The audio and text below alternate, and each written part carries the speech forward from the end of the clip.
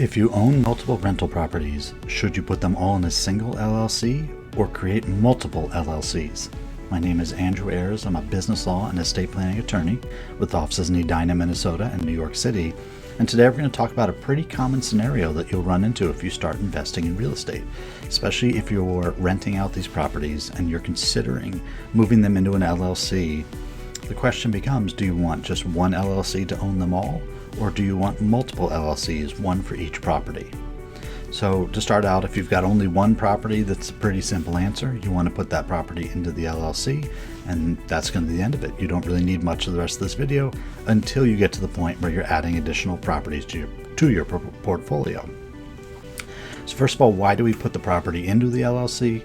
Well, we have three main advantages that putting a property in an LLC will give to you.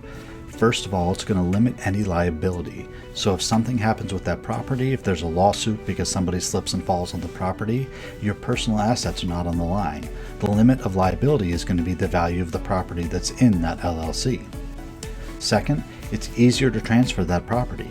So once the LLC owns the property, if you want to transfer the property to someone else, instead of having to file a new deed with your local property registrar, you can simply transfer the ownership in the LLC. It's a more simplified process than having to go through the registration of a new deed every time the property changes hands. And third is that by putting that property into an LLC, you can take tax advantages that you can take as with having any other business. And these tax advantages aren't necessarily there for you as a private owner of a property. So if you don't have that LLC and you're renting the property out, that rental income will then show up on your year-end tax statements, and depending where you are on the scale, that could actually increase your tax burden for that tax year. So first, let's look at the case for using a single LLC for all of the properties. The biggest advantage is that it's going to be easy to manage just one LLC. You'll have the LLC, you'll have the bank account, you'll have an EIN number, and so you're managing everything under the umbrella of one LLC. Now, what you may choose to do is actually create separate bank accounts for each property so that you can trace which funds are coming in from rent from which property and know how to allocate which funds for which property if there's repairs. But using the single LLC for all the properties will mean a little less paperwork for you, at least on the general corporate level. And then the second advantage you'll run into with a single LLC is if you're going to continue to buy properties, it's going to be easier down the road to simply move new properties into the LLC.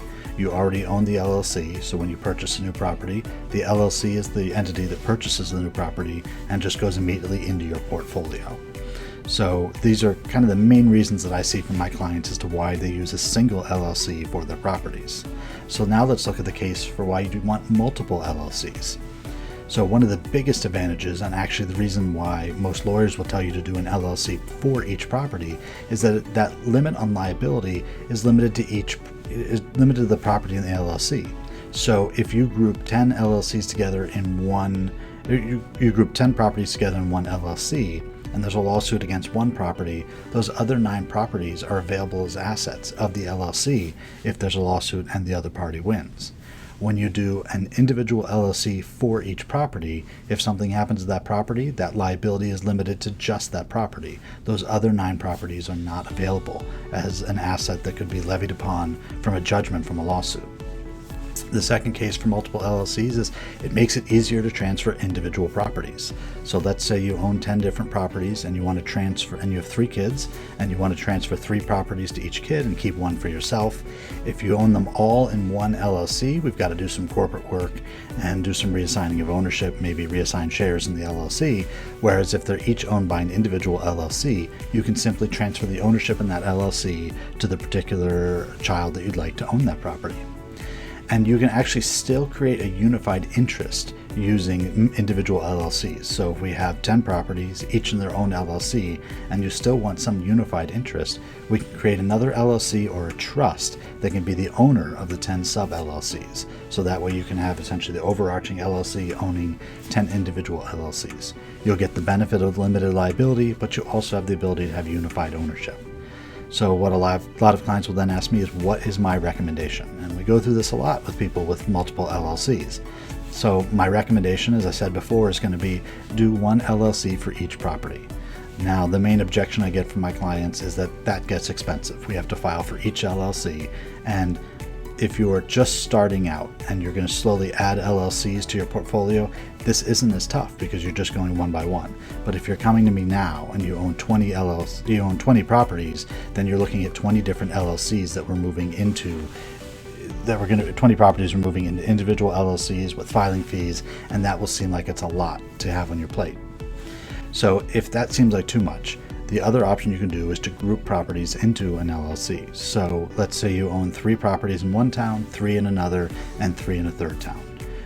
One thing I've seen my clients do in the past is let's group the 3 properties in town A into one LLC, and then town B gets 3, and then town C. So you're not creating an individual LLC for each property, but you're at least divvying out the liability a bit, so that even if something happens with town A in one of those properties, your properties in town B and town C are not going to be at risk.